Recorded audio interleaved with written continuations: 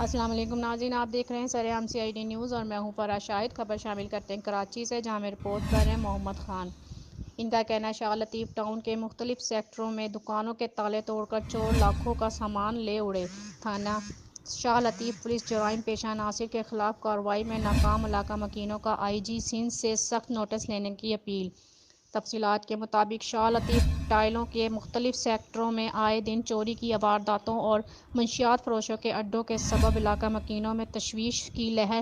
علاقہ مکینوں نے صحافیوں کو بتایا کہ آج رات نامعلوم چور 22A 22B اور ڈیوائڈ ڈبل روڈ پر 6 دکانوں کے تالے توڑ کر لاکھوں کا سامان لے اڑے۔